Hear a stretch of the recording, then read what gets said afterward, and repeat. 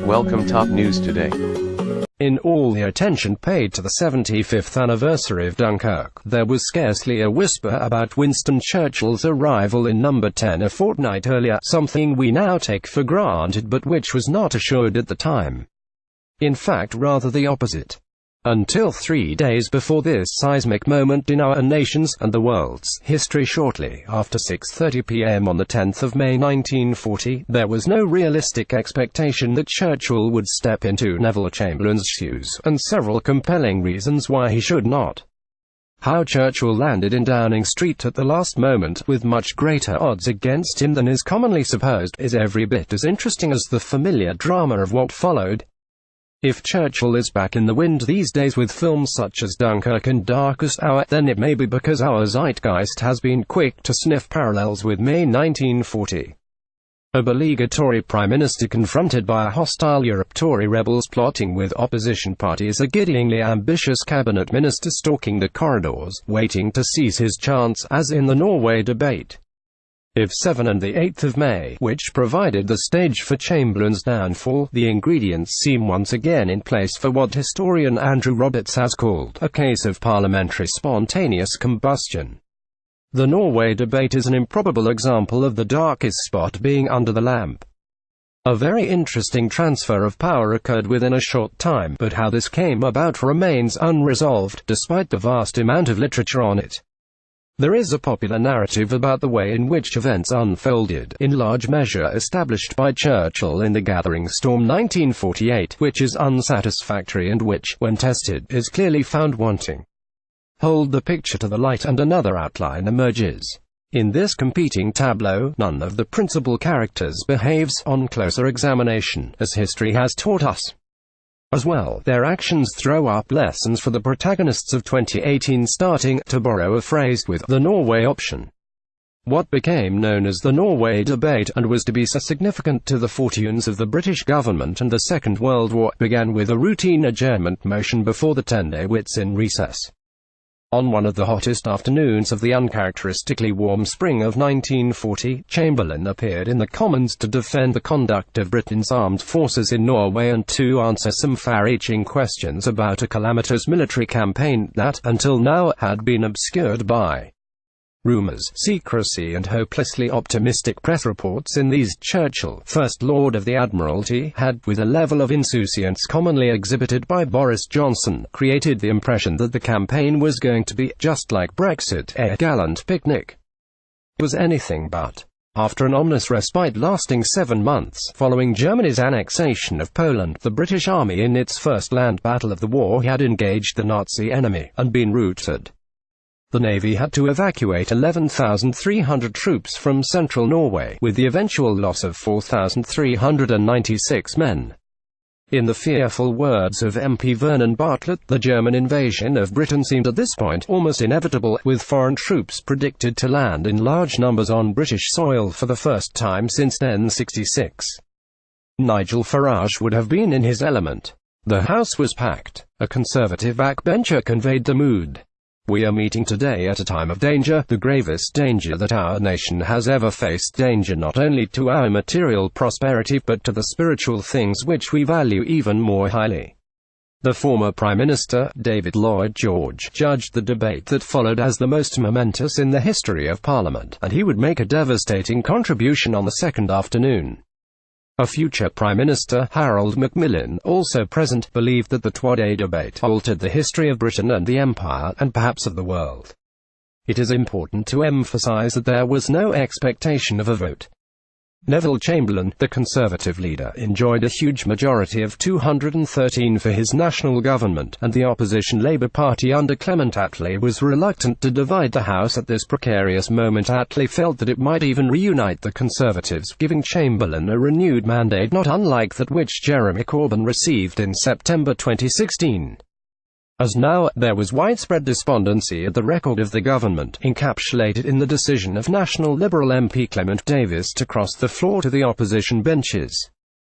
In words that Vince Cable might easily have uttered, Davis likened Chamberlain's lethargic, complacent, smug administration to an orchestra without a conductor, and he argued that the country could not be properly organized until the government went. sound familiar, then so, too, will be the echo of general despair at the apparent impossibility of effecting a change. Even though less popular with an increasingly anxious public, Chamberlain still appeared unassailable within Parliament. On the 7th of May, the reality for the majority of Conservative MPs was that there was no clear alternative to Chamberlain as Prime Minister, precisely like Theresa May's position today. Given the hindsight we now possess, the selection of Churchill on the 10th of May seems assured. But on the 7th of May, the situation was almost the reverse.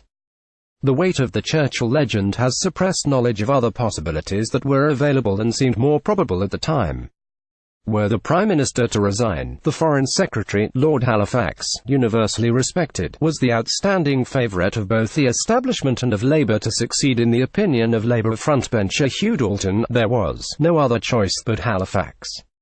If not Halifax, who had been known to refuse high office twice before, there existed no dearth of politicians who fancied their claims. Few today are household names, yet they might have become so. The Lord Privy Seal, Kingsley Wood, admitted that the number of people who think they are the future Prime Minister of this country is quite amazing. For his position on the front bench, Wood had reason to believe that his moment was approaching, something confirmed by the Conservative MP Henry Chips Channon, who wrote in his diary, "I think that Kingsley Wood might easily become our next PM, and that is now the PM's intention. Halifax would only be a stopgap." Even if this view of his prospects came from the realms of Govian fantasy, Wood was not alone in considering himself stuffed with the material of leadership. Leslie Horabellisha had groused when Chamberlain sacked him as War Minister in January, "Is there any MP who doesn't want to be Prime Minister? Is there any waiter who doesn't want to be a head waiter?" Ranged impatiently behind Lord Halifax sat a pack of politicians straining to become Premier should the office all of a sudden fall vacant, plus one candidate who had held the title. 4 days earlier, Harold Nicholson had written in his diary, "People are saying that Lloyd George should come in." Memories of his victory in 1918 suddenly made the father of the house an attractive proposition once more. Also in the frame at various moments during the months and weeks leading up to the debate, and in the febrile days following it, either touted by others or considering themselves ripe for the premiership: Samuel Hoare, John Simon, Anthony Eden, Max Beaverbrook, Roger Keyes, John Reith, John Anderson, Stafford Cripps, Nancy Astor, Lady Rhondda, and even Marie Stopes, who with Leadsonian self-esteem told Halifax that, in the light of her special knowledge of Germany, Japan, Norway, birth control and science, she ought to be in the cabinet. This was one of those times when, as one Labour frontbencher observed in his diary, history goes past at the gallop. There was also, fleetingly on the 9th of May, the vision of Chamberlain's fellow member from Birmingham, Leo Amery, taking over as Prime Minister. Corresponding with Amery long after the war, Leslie Horabellisha, another recent contender for number 10 up until the 4th of January, he had considered himself to be a national hero, who was, in a wonderful position heading straight for the premiership, was reminded of just how unlikely a prospect Churchill's succession appeared. In October 1954, Horabellisha wrote to Amery, "What you tell me of your opinion that if it had come to a vote in the House of Commons it would have been Halifax is most interesting, and likewise what you tell me of Max Beaverbrook's opinion that no debate in Parliament could possibly overthrow Neville." These statements show how difficult it is to predict the fate of men and how uncertain the outcome was at the time.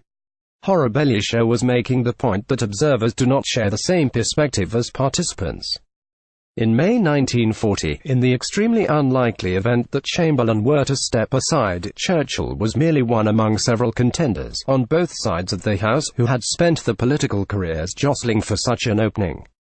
Yet the idea of resignation was not in Chamberlain's thoughts when he stood up at 3:48 p.m. to present his government's case for a fiasco that most of his war cabinet considered to be largely of Churchill's making. The Norway campaign was Churchill's baby, an Arctic Dardanelles. Its tragic details hardly need to be recapitulated, yet the question lingers. How did a minister who advocated, planned and directed one of the most disastrous campaigns since the Crimean War become Prime Minister? The short answer: loyalty. The overwhelming reason why today's Churchillite Foreign Secretary is unlikely to succeed Theresa May is his deficiency in this area. Lord Beaverbrook later told Halifax that Churchill had behaved with complete wisdom when the time came for him to replace Chamberlain, and no one could find any fault with his comportment. Beaverbrook's explanation for Churchill's success was simple: if you want to supplant the Prime Minister, you must always be on the most friendly and loyal terms. Glossed over in the gathering storm is how very well Churchill and Chamberlain got on during this period, much to the surprise of both men. It strains the imagination to picture a lachrymose Boris saying to his leader with tears in his eyes, "I'm proud to follow you," yet Halifax witnessed Churchill do exactly this. When his children attempted a mild jest at Chamberlain's expense, Churchill scowled at them. "If you are going to make offensive remarks about my chief, you will have to leave the table." Even though Chamberlain was naturally suspicious of a man he had previously considered a uncomfortable bedfellow, and once wished to be sent as ambassador to Timbuktu, he was persuaded that Churchill's feelings towards him were quite genuine. He wrote to his sister, "To me personally he is absolutely loyal, and I am continually hearing from others of the admiration he expresses for the PM. How could Chamberlain be certain?" Despite his reputation for shyness and aloofness, and his alleged lust for peace, he was a ruthless pioneer of the dark arts that we now take for granted. Inside the House of Commons, Chamberlain counted on a small team to manipulate lobby correspondents and MPs with aggressive briefings.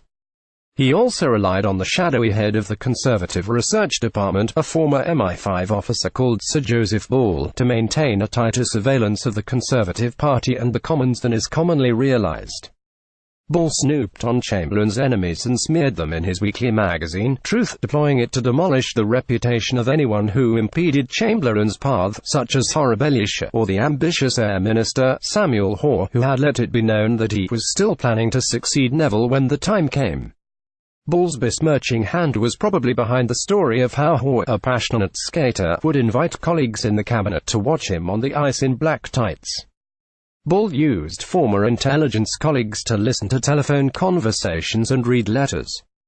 Chamberlain told his sister, "Our Secret Service doesn't spend all its time looking out of the window." In 1932, Chamberlain had been staying in Ottawa when he discovered that his conversation was being tapped by the Canadians. On becoming Prime Minister, he adopted the practice of eavesdropping on political opponents. As the diplomat Robert Van Sittert noted, he had a devious mind in this field. Few public figures exchanged confidences beyond the range of Ball's telephone tap, and even former kings were not exempt. Writing to the Duke of Windsor in Paris about his wish to fly over to London and have an interview with his younger brother, George VI, the Duke's solicitor warned, "It is very difficult to discuss this matter on the telephone where we are overheard." In his reply, the Duke enclosed a note typed out in red, "To whomsoever steams this letter open, I hope you are as edified at the contents of this letter as I am over having to write them." After Munich, Chamberlain regularly taped Churchill's private conversations. The job of his junior private secretary, Jasper Rootham, as Rootham later admitted to Andrew Roberts, was to take transcripts of the tapes to the Prime Minister. Most likely, this is how Chamberlain became convinced of Churchill's complete loyalty to me.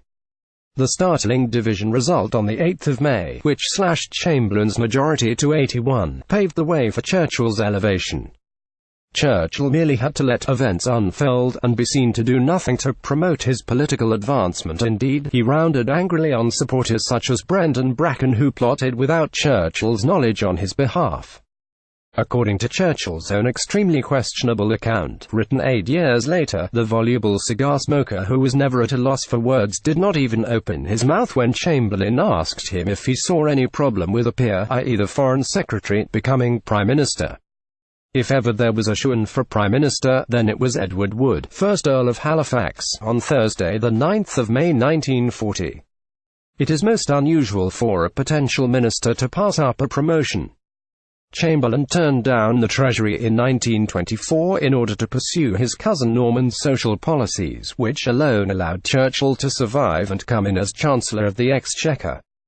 In 1916, Bonar Law refused the premiership on Asquith's resignation, believing that Lloyd George would be the more effective war leader. In 1855, Lord Derby declined Queen Victoria's offer to form a government, hoping to return in a stronger position. Such examples are few, so why, at his height, was Halifax ready to decline? Many reasons have been advanced, none of them on their own quite satisfactory. His peerage, his innate aversion to unnecessary activity, his genuine conviction that Churchill would be a better leader at this dangerous time, his pragmatic calculation that if Churchill failed quickly, as the Norway campaign suggested was likely, and as Halifax may ultimately have believed, then Churchill could be swept clean away, leaving Halifax sole heir. All of these considerations in varying degrees played a part in Halifax's reckoning. But also thrown into a mix must be his passionate relationship with a married woman, Lord Curzon's youngest daughter, Barbara Metcalfe, at whose snapshot photograph the exceedingly religious Halifax never tired of gazing. It sits in a prayer book that I use every morning, and so cheers me each day. If power is an aphrodisiac, then love may have been its antidote on this critical occasion. With Halifax famously in the dentist's chair, the road was free for Churchill to take his stroll with destiny. Upon his demotion, Chamberlain rewarded Churchill's loyalty by staying on as leader of the party, unlike Asquith's destructive huff when Lloyd George replaced him in 1916, and by making sure that David Margeson continued as chief whip. Churchill's loyalty to Chamberlain proved to be the magical solvent of success in his vital early days as Premier. As he wrote to Lloyd George, "I have joined hands with him and must act with perfect loyalty." Chamberlain was swift to reciprocate. "Winston has behaved with the most unimpeachable loyalty. Our relations are excellent and I know that he finds my help of great value to him." When Churchill was away in France on the 22nd of May, Chamberlain once again presided over the government, causing Churchill later to admit to Halifax and others, "I shall never find such a colleague again." Such was Churchill's dependence on Chamberlain that the newspaper publisher Cecil King wrote in his diary, "He is now so much in the grip of the old bunch that people are calling him Neville Churchill."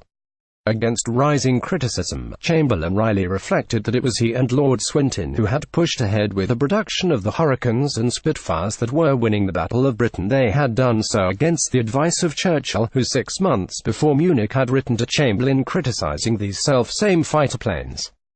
One of those RAF pilots was Conservative MP Patrick Donner, who, though he had voted against the government in the Norway debate, refused to join in the clamour to introduce Chamberlain, an ongoing narrative but one that revisionist writers such as Robert Harris, in his thriller Munich, are beginning to defy.